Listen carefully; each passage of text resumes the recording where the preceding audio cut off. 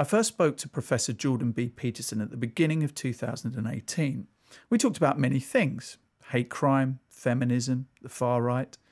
But one thing that really struck me, and him, was when we started to talk about the plight of young men. I was at this talk I gave, and about 1,000 people came, and about 500 of them stayed afterwards, and most of them were young men, you know, and just one of them after the other comes up to me, and they shake my hand, and they say, look, I've been listening to what you've been saying for 6 months, and it's changed my life. It's like I was depressed, I was addicted to drugs, my relationships weren't working out, I was hopeless, I didn't have any goal. I started cleaning up my room and telling the truth and working hard on myself, and it's really working, and I just want to thank you for helping me. And I think, God, it's so sad that so many of these men, you know, they've not had an encouraging bloody word, a real encouraging word in their entire life. It just takes a little bit of encouragement and care so that they're willing to set themselves straight to some degree and start trying. It's just a catastrophe that's so rare in their lives. We wanted to see what would happen if we took Professor Peterson to a place which is associated with masculinity, associated with tough lives, but with discipline and with order. So we took him to Moss Side Fire Station Boxing Club in Manchester. And you know, Moss Side has a notorious aura around it. We started off by playing that clip that you've just heard of Professor Peterson getting very, very upset when talking about the plight of young men.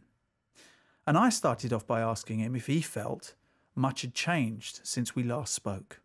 On a very regular basis, daily basis, wherever I am now, people come up to me, and it's often men, and tell me the same sort of stories that I laid out in that clip, you know, that they've decided to develop something approximating a vision for their life and to adopt more responsibility and to straighten themselves out, and that they can see why that's necessary, because you can't just do it. You also have to see why it's necessary, because it takes effort to forego immediate gratification and resentment and aggression and short-term status seeking, let's say, to put something away for the future. You have to understand that you have a moral obligation to do that. That's paramount. And partly what I'm trying to do is to provide people with an explanation that carries them through the difficulties. Because I do believe that every person who doesn't bring forth their potential into the world leaves a gap that's filled by something that's not good, and not good for anyone, not good for them, not good for their families, not good for the culture, and it's a real problem. And I believe that is the case for every single person. And so, have you become more emotionally robust towards the plight of young men, or does it upset you as deeply now as it did then? Do you need to be more emotionally robust towards it? No, I don't think I need to be. I think that it's, I don't think there's anything good about it. I can't tell you how deeply I detest the idea that a series of ideas, you know, that our culture is a oppressive patriarchy. That's the best way to conceptualize it, and that the appropriate way to view history is the domination, the endless domination of women by men over the course of the last several thousands of years, and that any attempt by young men to manifest any ambition or competence is equivalent to power, and all they're doing is taking their place in the pathological culture. All of that to me is, it's one-sided to start with, but I think it's appalling beyond description. And so, no, I certainly haven't become any less, repelled by that. And the fact that, I also know more clearly than I did when we talked, to what degree that's a minority view. I mean, there was a good political science study published a week and a half ago or so that the Atlantic Monthly commented on, showing that only 8% of Americans hold the ideological position that would push that view forward, and even 30% of them think that it's gone too far. And so not only do we have this insane narrative that's driven by ignorance and resentment, but it's generated by a tiny minority of people, many of whom themselves even believe that it's gone too far. Going back to the clip that we played of you, and when I heard that, it resonated with me for some time. And then I came to this place. I visited it because Nigel Travis, who's sitting there, who runs Moss Side Fire Station boxing gym, he came on my show and then he said, come down here. And it took me about a year to come down here. Sorry, Nigel, it did take a while. And then I came here and then I thought, what he is doing is not dissimilar to what you're saying. In fact, it's quite close to what you're saying. Responsibility and meaning. That's what we need. Not just men, not just young men. We all need that in our lives. But Nigel saves young men. There's two of them here, Connor and Hamden here. And he came in and I saw what he was saying to them and how he spoke to them to bring them order, a sense outside of the chaos that when you come in here, there's a very strict set of rules, maybe more than 12. And I thought that it would be brilliant to bring a selection of men from different backgrounds for you to have a conversation with them. Nigel, I'd love to, for you and Professor Peterson or Jordan, to have a conversation simply because there are things that you share. Tell me about, what is your philosophy that you bring here? Our gym is built on respect. The whole ethos of our gym is respect. And as you walk in our gym, there are 5 standards that you need to adhere to, and they all are built around respect, respecting each other, respecting yourself, respecting the community, respecting the gym, and more importantly, the coaches, of which I am one. That's just people, the respect that they give to each other builds bridges between communities, gives credence to relationships that maybe they've never had and they've never been taught previously. So, well, I really like the idea that you've combined boxing with that ethos, you know, because one of the things that is typically and thoughtlessly put forward is the idea that male aggression, let's say, is something that should be inhibited or suppressed, or that perhaps boys should be socialized like girls, which I think is a dreadful idea.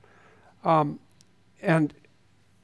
in a boxing establishment, obviously the capacity for aggression is something that's not only allowed but developed, but it's brought under control.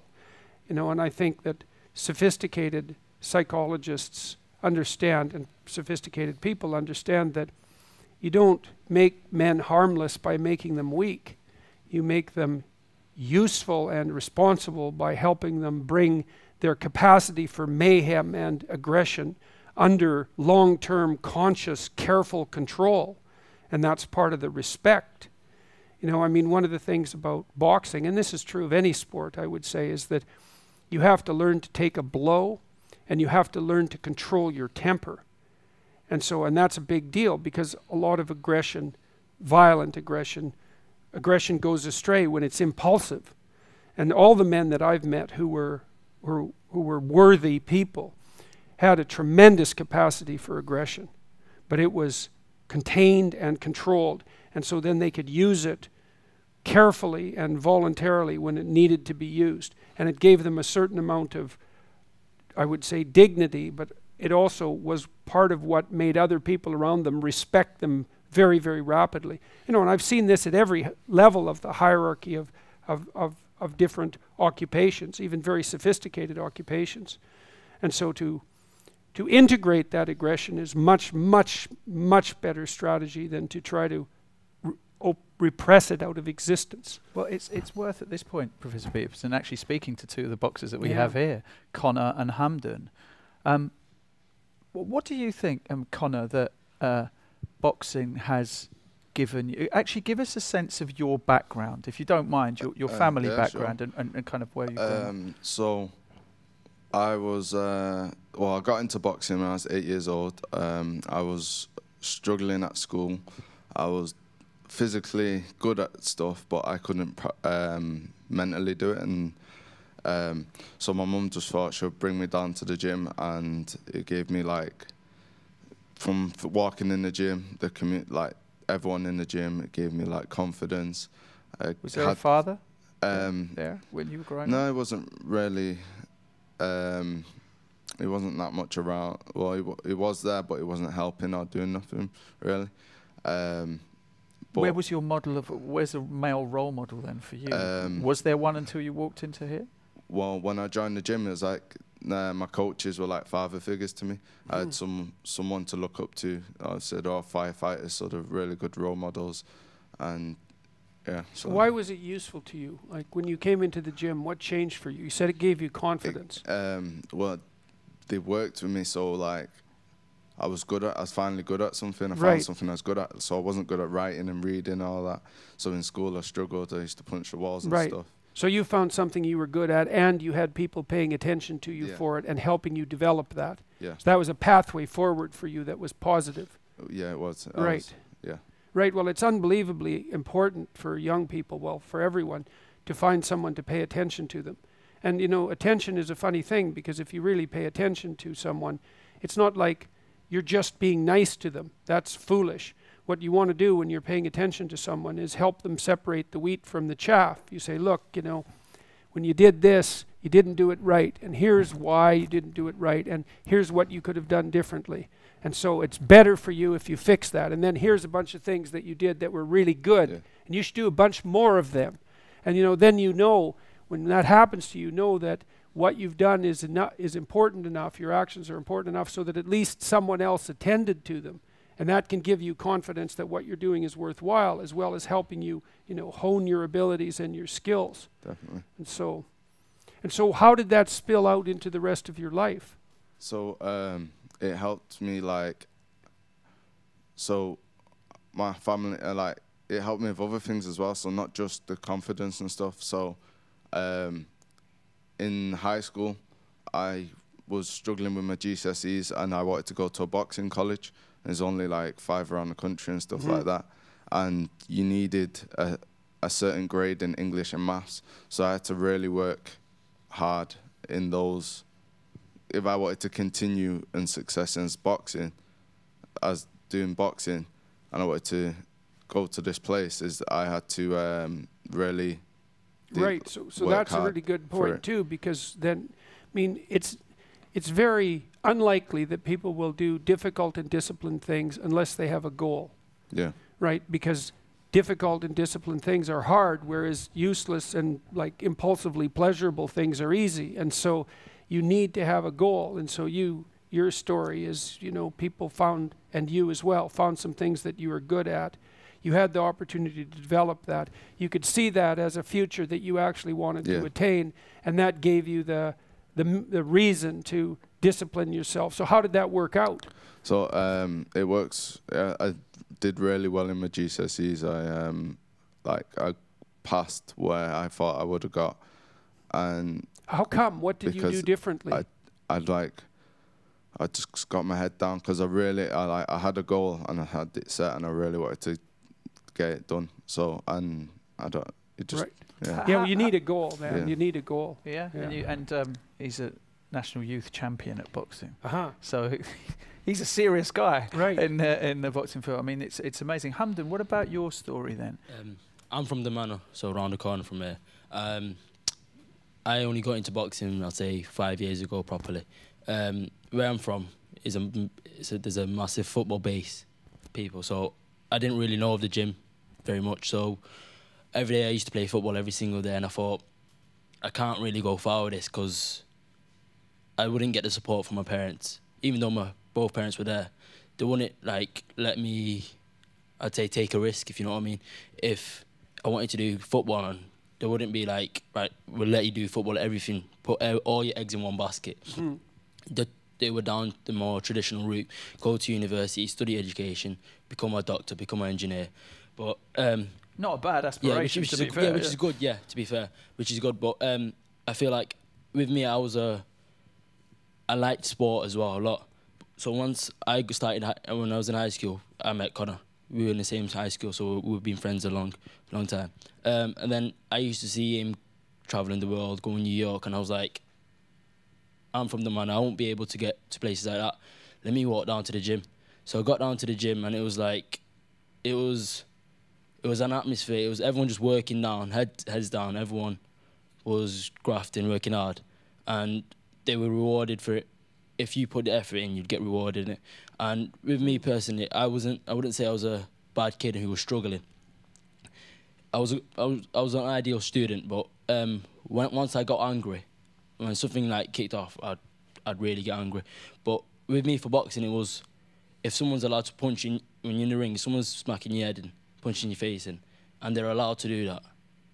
And if you can control your anger then you can do it anywhere else. So it was. So you couldn't control your anger outside. Yeah, once it went off, right. I just went off. But yeah, and coming in was like having people invest time and effort into me, and it made me feel like I've got to do that as well. So right. I'm a volunteer of the year. Like, I won this year. Congratulations. So cheers. Yeah, so I've just been giving back to the community, and because that's what I've in the last 5 years been given to me, the time, effort, getting the coaches to teach me how to box, doing very well, and so I just thought I'd have to give back to the community. And so what's that done for you? For me, it's given me a lot of confidence, because I've confidence to speak to kids, and I'll be able to say, look, if I can do what I'm doing and where I've come from my side, and where I'm from my side is, there was a lot of gang-related activity, and it's like, if you can't do something well, you've got to join them, like you said. So that was kind of the aspect of the community, and it was like loads of people were going into crime, and it was easy for everyone to go into crime, a lot easier. So for me, it was, once I came out the system of joining a gang, going out that route, and I found something I could do well in. And so once the club gave me opportunities to excel, we went to Brazil last year, which was a great experience. Kids were looking at me like, wow, he went to Brazil. I want to do that as well. Right. So it was like giving them another pathway. And then I was able to engage with the kids. We've been into schools and saying, listen, you don't have to go down that route. You have to take ownership of what you're going to do. Yep. You can either go left or you can go right. Yeah. So you have to take that ownership, and you've got to make sure you're doing the right decisions. So we've been to schools where there's a lot of kids that can go into gang-related activities, and we've been teaching them boxing, where telling them, listen, you can still do well, even though you've got no GCSEs, you can still thrive. You still discipline yourself. Yeah, discipline yourself. Well, the thing is that young men need a gang. The question is what the gang is going to be. Yeah. You know, and it can be the local gang that isn't structured very well and that is getting into trouble all the time, or it can be a higher order gang that's associated with some long-term disciplined vision. Yeah. And so, I mean, everybody needs a community, and it's important for young people to learn how to interact with each other at a social level. And that's either going to be structured properly and intelligently towards some high order goal, or it's going to be kind of chaotic and violent. But there's no getting away from it. I mean, the necessity for it. Yeah. So, Nigel, sorry, Professor Peterson. Nigel wanted to come back in. Hamden's been a little bit humble there. He's from a Somali community which is pretty underrepresented in this area. Quite until a lot of the time they keep within the same communities. So Hamden's now branched out of that community into other communities, and is actually building those bridges between communities. So people maybe from the Somali community who may not want to mix with other communities are looking at Hamden and thinking, well, it actually works, because they've seen, as he said, the success of where he's been before, and where he's going to in the future. So they see him, you know, achieving in whatever he's doing, whether it's right. working. So it's not just words. It's not just words. It's actions. They see it as proof that actually, if you do commit and have those guidelines and those boundaries, then you can also do it. And regarding the gangs, every gang has a purpose, you know, whether it's bad or good. So it's a bad ideology, but we have a gang, but our gang's a different gang. Our gang gets up in the morning and we run together. Our gang trains together, and we're all part of a different gang. Our gang's, you know, a positive gang. Right. So that's just to echo your thoughts. Can I bring Paul in, because Paul hasn't spoken yet. Paul, you've heard everything saying. You've heard what Professor Peterson has to say. What resonates with you? I think as soon as I walked in, I saw the big sign on the wall, and it says pretty much everything we've already said, you know, respect, community, respect for yourself, which I think ties in responsibility. What about male role models? The importance of a male role model for young men? Massively. Like Did you have that? So my mum and dad were married many years. He left when I was 8. And I didn't see him again for like 20 years, so he wasn't around.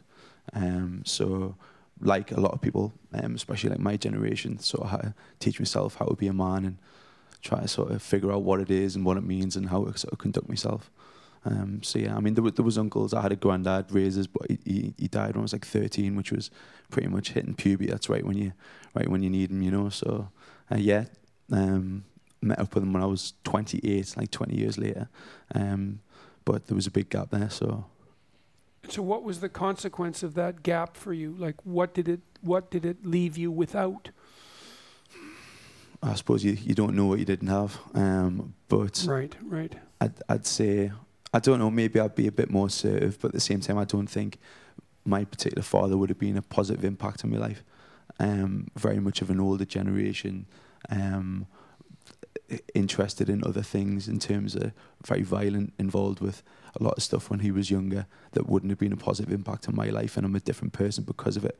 You know, I've went down a totally different path compared to how he would have probably wanted us to. So what have you done that's right as far as you're concerned? What's worked for you? I'm in business. I do a little bit of politics now. I'm interested in a lot more bigger issues. Mm. I always remember a story when I was a child that I was sat reading a book, and I mean, it would have been a picture book, you know, to lecture as a baby, and my father picked it up and sort of cracked it across my head and went, you know, what are you reading that for? That would have been the environment. Oh yeah, that's rough, man. Yeah. There's the German philosopher Nietzsche said that if you really want to punish someone, you should punish them for their virtues. So you wait till you see them doing something good, and then you hurt them for that. Yeah. Right? Brutal, man. So yeah. So that stuck with you, that. Well, I don't remember that, but I just know it wouldn't have been a positive outcome. It was affecting us through school. Because I was seeing his actions, him coming home. I was seeing, you know, I was acting violent in school, as like I'm talking infant school, like 5, 6, and I was. But then What happened to that aggression, Paul? Because Professor Peterson has talked about that the aggression lives within us, and how we learn to channel it and how we learn to control it is important. How did you learn? So literally, my mum and dad put the fear of God into us after that incident, but it went back over where I was afraid to stick up for myself all through school because I was then scared to fight back, which was ridiculous. And I only sort of got out of that in my 20s, late teens, and I started boxing, funny enough, and doing Thai boxing up in like where I'm from. But yeah. The thing about anger and aggression is that it inhibits fear. So like it's easy, fear tends to paralyze people and stop them from moving forward. And there's lots of things to be afraid of because you can be hurt and undermined and terrible things can happen to you. And so struggling with that fear in association with vulnerability is a problem that everyone has. And one of the tools that everyone has at their disposal is, well, to have a goal, because that makes a big difference. It means that confronting something terrifying is worthwhile because of what it might produce. But anger as well and aggression also remove fear. They help you overcome it. And so that if you can integrate that into your life, then that becomes determination and implacability and unstoppability and all those things which you don't get without having that aggression integrated. So you said that in your 20s you started to box and to fight, and so and also to stand up for yourself. Those went together. Yeah. So like obviously not competitively, but just that confidence of going, well, you know, I think I was just afraid of hurting someone when I was fighting back as a kid, you know, because I was told, you know, don't bully people, like when I was like 5 and 6. Yeah. And that, you know, I got to the point where I was bullied all through my teens because of that, and then didn't do anything back. Yeah, well, there's a lot of talk in schools about not bullying, and it's often very unsophisticated because it doesn't help people decide what the difference is between oppressing someone, say, and aggressing against them and standing up for yourself, or even playing You know, like in my kids' school, there was a rule, this is a bad rule in Canada, is that not only could you not throw a snowball, you couldn't even pick one up, which was a rule I told the children that they were welcome to break.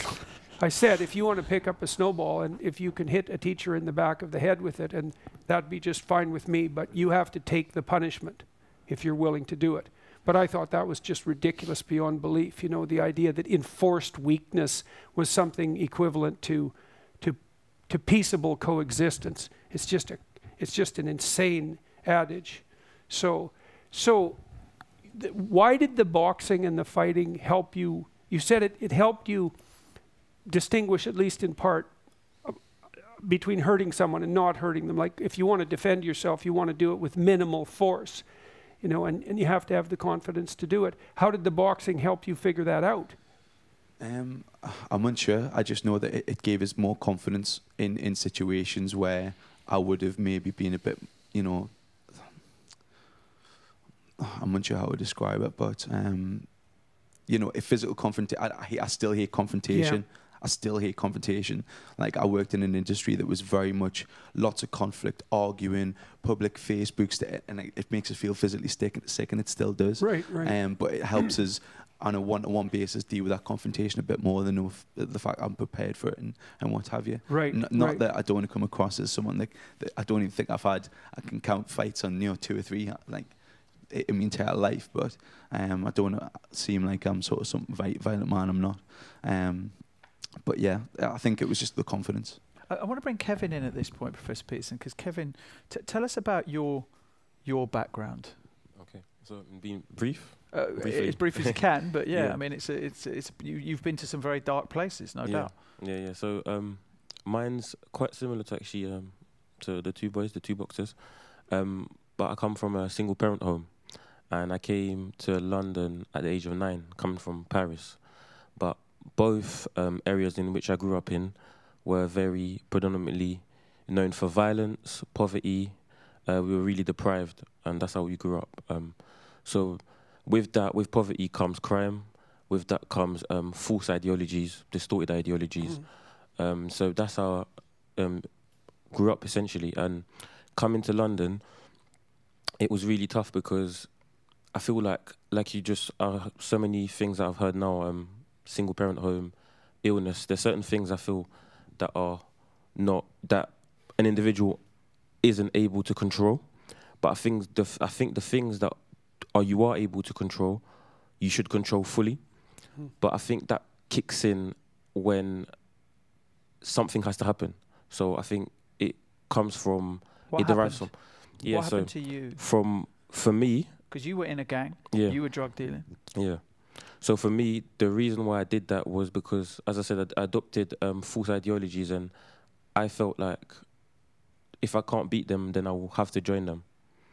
And in order for me to transition, something had to happen where from that, things like morals could derive from it, principles, discipline.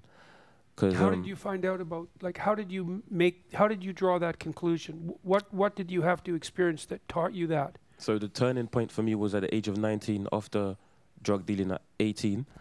I was invited to a church service, and a lot of people have attachments such as sport, but for me it was faith, because what it did, it gave me a core set of values. So I was traveling with no direction, but with the values that derived from going to church, I had direction. Now I had rules, you know, and I think without rules, you can't really travel with direction. Yeah, well, there's not a lot of difference between rules and opportunity. It's something that people don't understand very well, because they always feel that rules constrain them and interfere with their freedom. But if the rules are associated with a discipline, then they point you in a direction, and then you have a direction. And like life can be a very dreadful experience without direction. So why do you think church had that effect on you? Because it doesn't on everyone. And why did you keep going? Yeah, so the first time was because there was a friend of mine who was actually giving a testimony of his life and talking about his transition and saying that faith has been able to make him transition. And I think when you come from a dark place with a certain person, you may tell yourself that you are happy in that place, but you're not. And I think if you can see light at the end of the tunnel through a person that you can resonate with, Right. then you will eventually want to be attached to that light. So I think Yes. that's what made me transition. Yeah, in well, the first that's place. like one of the things that I think is true for people is that you need someone in your life that is associated with that light at the end of the tunnel. It's very, very difficult to find it yourself. It's very difficult to find it if no one around you can see it. But if you're fortunate, you'll see that somewhere in someone, or parts of it in different people, and then you can put it together. And so what's been the consequence for you? What's changed for you? So what's changed since changing, so making the transition? Yeah. So after making that transition, I was still inadequate due to the fact that I left school with, well, we call it GCSEs here. So I left school with no GCSEs. And so what I had to do is take ownership now. Like you say, like men have to take ownership. I had to take ownership. And from the good morals that I gained and the principles, I actually wanted to live a purposeful life. And so in that, 2 years later, I was able to start a law degree. So I was able to graduate in law.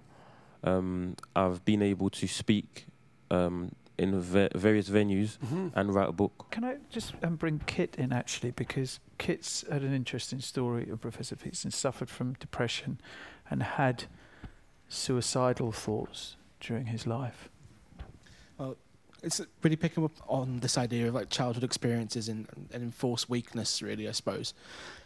My parents separated as well when I was quite young. I think I was 9 years old at the time. And really what I encountered was a situation of enforced strength, almost.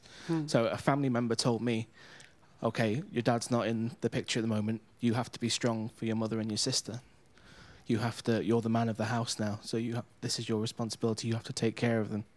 And that's a responsibility that I took very, very, very seriously.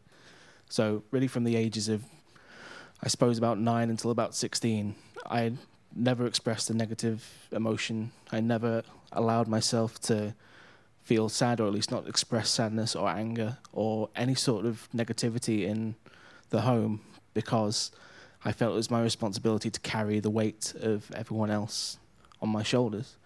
And that kind of thing takes a very, very long time to deprogram and realize that actually this is sort of part of a narrative that we're told, I feel, as men, that we have a responsibility to be strong and to provide for our families. And really, it's not always the case that we're able to or positioned to, particularly at a young age. And right, so there was too much for other people in that situation and not enough for you in some sense. The balance wasn't right. The balance wasn't right, exactly. Yeah, and it's a lot of responsibility for, I mean, too much responsibility is too much, right? And so you were, and it's interesting because it sounds like no one really also helped you in a sophisticated way distinguish between taking responsibility and still being able to have, well, your own emotions and your own problems. Exactly. Because those things don't have to compete. Yes, no, that's that. I mean, since then, I've obviously learned that that's the case. But at the time, you know, I just didn't have the language or the ability really to process what my role was actually supposed to be. And so I think I took on the most idealized possible version of that role to be, you know, this perfect sort of father figure really in the home. And it really, it's such a difficult thing to really talk about and to express, because even looking back at it now, it makes me feel like sort of back in that place in a way. It's very strange. It's well, it sounds like you must have felt that if anything went wrong in the family, that it was your fault. Absolutely, yeah. Yeah, Absolutely, yeah, that's yeah. Well, there's a difference between fault and responsibility. You know, I mean, bad things happen to people in life, and that isn't necessarily anyone's fault. Sometimes it is, but often it's not. But the trick is to do what you can in the face of that, but not to tear yourself into pieces, because it happens sometimes. Yes. And that's a really tricky thing to get right. It is. It's a fine balance to strike. And something very difficult to do when you're 9. Yes. And plus you were also struggling with loss. Yes, yeah. With the loss of the family unit and a kind of a grieving process there, which I never really completed until my mid-20s, really, I think. And yeah, it's a very kind of a tenuous position that we find ourselves sometimes, I think. And have you reconciled that now? Do you think? How? I reconciled that through a lot of therapy. That was the case. It was a case of a year-long intensive therapy, like sort of day visits to an institution sort of 3 times a week over the course of a year, and that started to put me back together to the point where I could function on a day-to-day basis. So it started to lift your depression. Started to lift me, what about it was useful particularly? The ability to disentangle emotions from thoughts, and also being able to give back anger, I suppose, to where it needs to be. Right. And was that a consequence of having the opportunity to talk? I think so. Yeah. I think talking is very, very well. important, You know, one of the things that I've noticed in my clinical practice, for example, but also in talking to people, all the people that I've talked to, I guess, in situations something like this, is that, like, people think by talking, and they need someone to listen.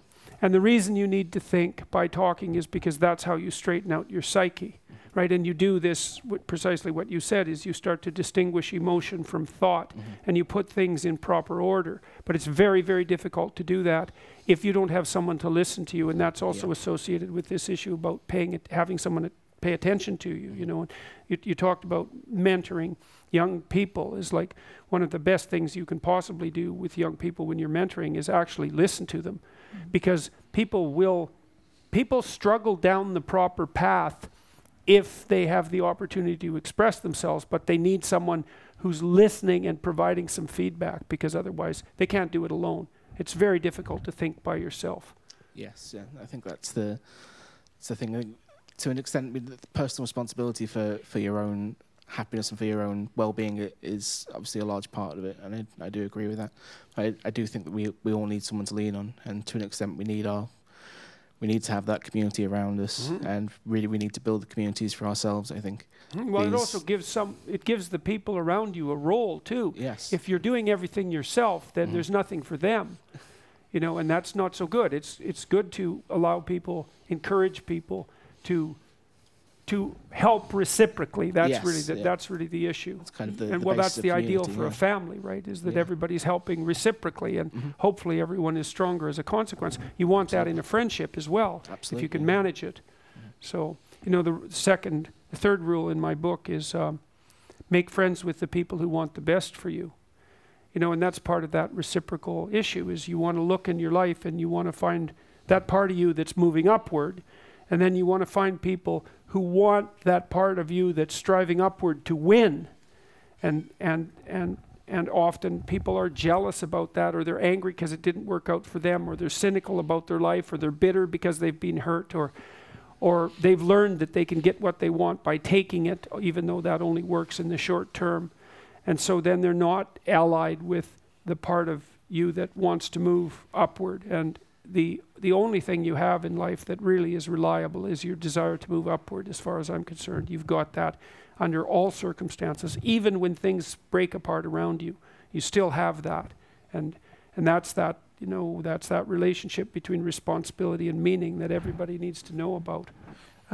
Tim Samuels, the author, broadcaster, journalist, has been sitting there patiently throughout this, and I think it's great to bring you in at this juncture, actually, as we get towards the final part of this conversation, Tim, because you wrote Who Stole My Spear. Now, you've heard now from various people, Rhodes, don't worry, we will speak to you as well. We're interested in about military service and discipline.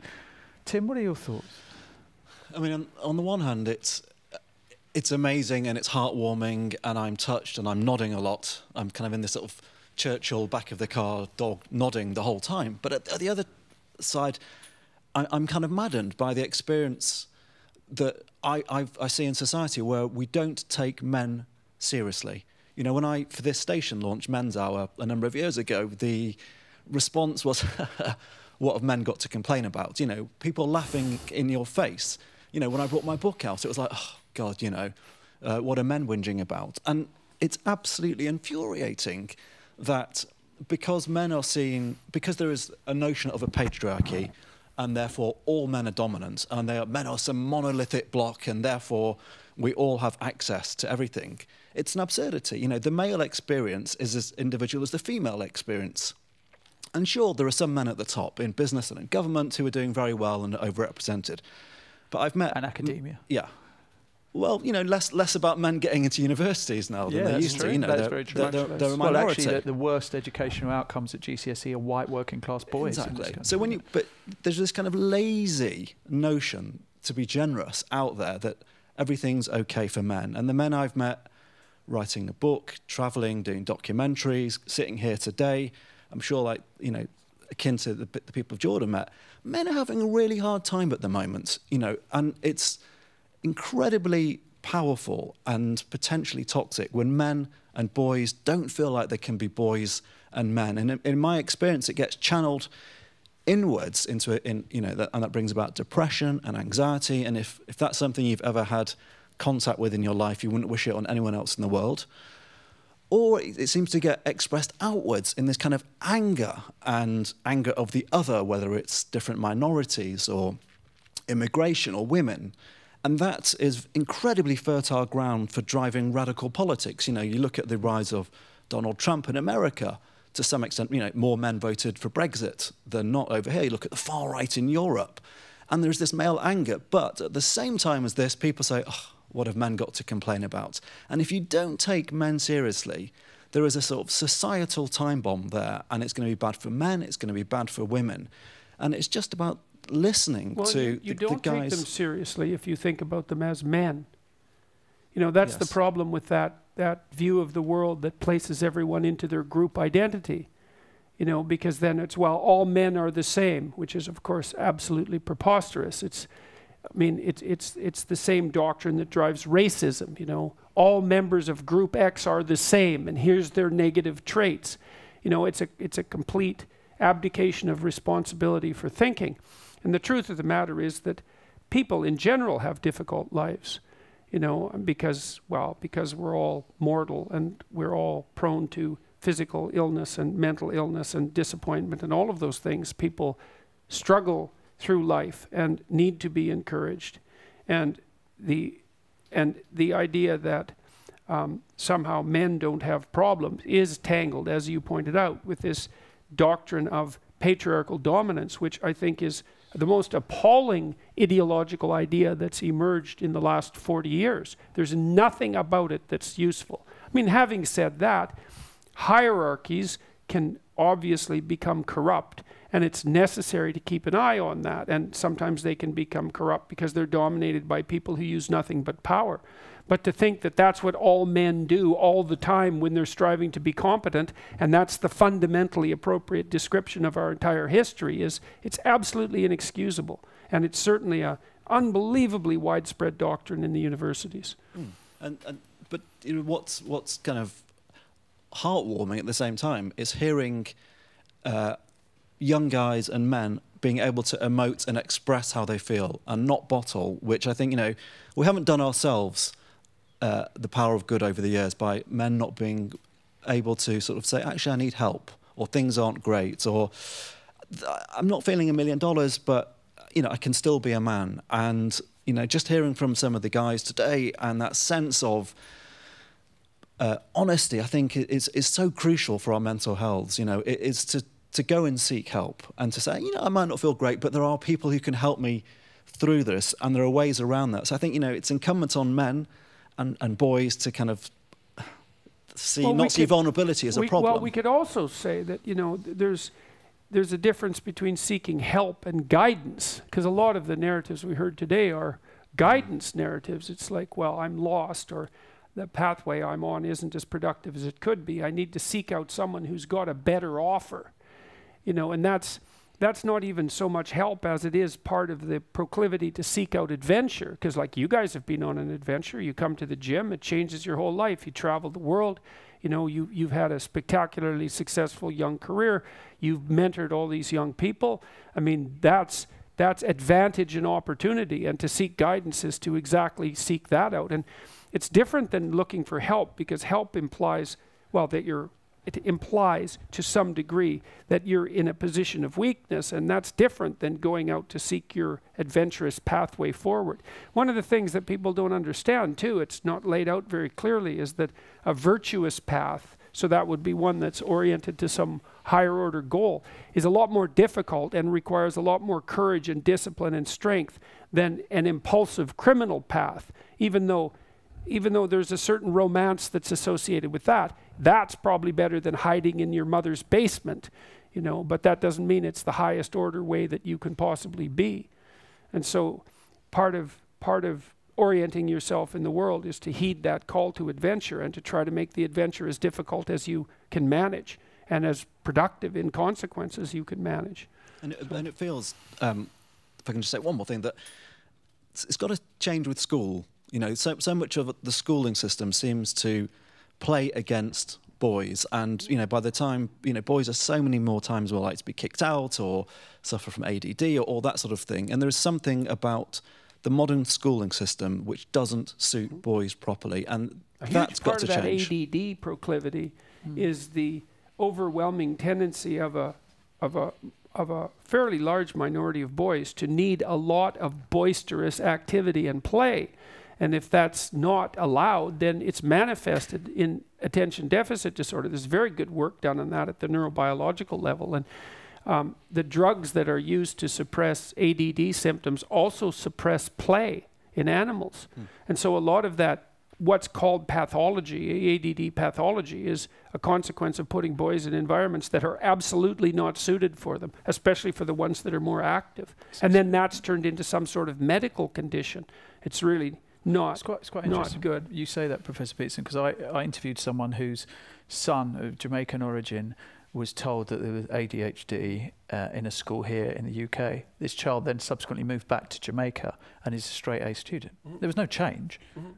It was just that energy that he had was immediately classed and put in a box here, and it was just normal there. Well, what's normal about requiring very young boys, young people for that matter, to sit without moving for multiple hours in a day? Like, who in the world ever thought that was a good idea?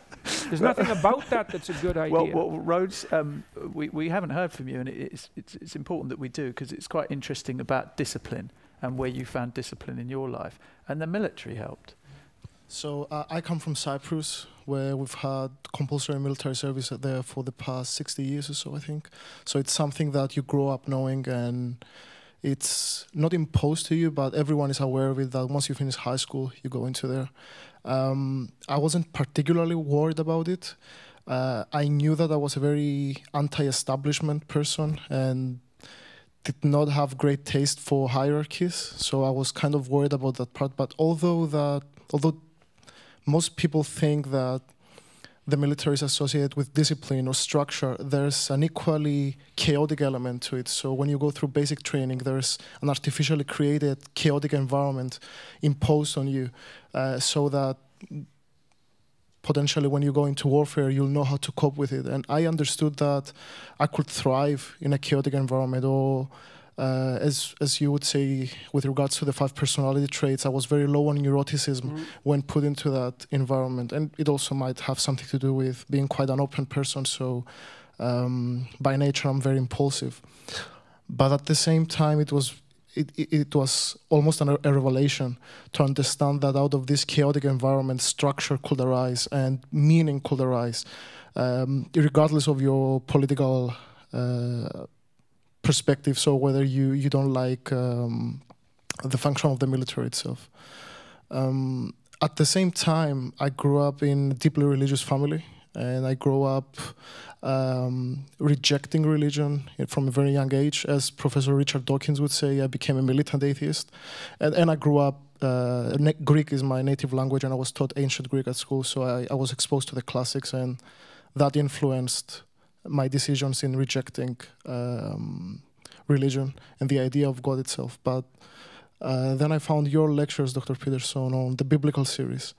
And suddenly I realized that it's not all bad, and maybe the same work that Joseph Campbell did with regards to articulating the hero's journey, maybe that's what the people that wrote and edited the Bible tried to do. And they were trying to give you a meaning, and they were trying to convey a message beyond just belief in God. And like Kevin said, meaning can't be found in religion, but I think it can be found in more than one ways. There is not necessarily the need to be deeply religious and adhere to the principles and doctrines of a particular church or religion just to find meaning in those writings. Yeah, well, you found it in various ways, right? And partly in the military, but I mean, partly what those religious stories are trying to relate, to the degree that they can, is that each person has a destiny that's actually crucially important, and that in the pursuit of that destiny, they start to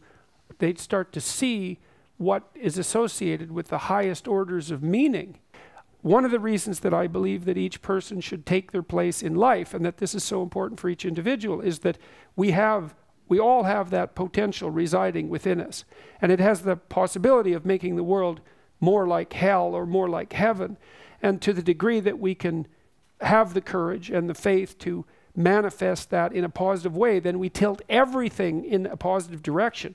And that's not some naive sort of namby-pamby positive direction where everyone's nice to each other all the time. That's like the ongoing march of civilization that makes the world, that feeds people and cures disease and helps take care of children and keeps suffering under bay and keeps malevolence in check.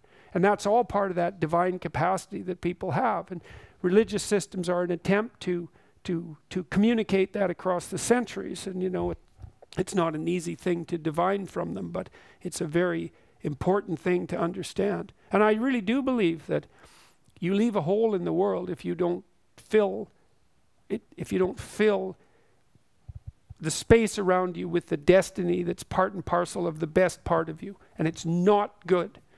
We're running out of time, and I kind of wanted to end with asking you about meaning, and what meaning do you think your life has? I think that it's associated with vision first. You have to have a sense of, you have to have two senses. You have to have a sense of how terrible the world is and could be. And then you have to decide that you're going to move away from that as much as you possibly can, at least to move away from that. And then to formulate... Is that your daily? Is that your day by day? Is that your incremental progress that some may see, well, that's not trivial, trying to move away from fascism and all kinds of things. Well, that's not it's but good what's to your have what's your it's good to have a conceptualization of hell. Yes. And to be properly terrified of that, and to understand that that's a place that you can put yourself and drag other people into, and that it's sufficiently real. And that's the proper message of the 20th century. And then to think about how you might improve yourself incrementally so that that probability decreases, and then you can start to develop a vision of what things might look like if they were better, and strive towards that. And partly what I'm doing now is, for me, trying to clarify the relationship between meaning and responsibility, which I think is, of all the things that I've been talking to people about, probably the most useful, to help people understand that you need a meaning in your life to buttress yourself against the tragedy and the malevolence and the betrayal, and that you find that fundamentally in adoption of responsibility. Now that can become excessive, if it's too one-sided and you don't see a part for other people to play. But fundamentally you need to carry a weight that's Sisyphus, and that weight should be something that you truly regard as worth carrying. It justifies the sacrifices, it orients yourself in life, it provides you with a sense of meaning, it constrains your anxiety, gives you a certain amount of dignity, and it puts the world, it moves the world forward in a better manner. And I do believe that each of us every day decide with every decision whether we're going to make the world a better place or a worse place. And so that's meaningful for me. That's the essence of it's the essence of what I believe meaning to be, the instinct that orients you towards proper action in the world. It's the most real thing there is. Thank you, Professor Peterson.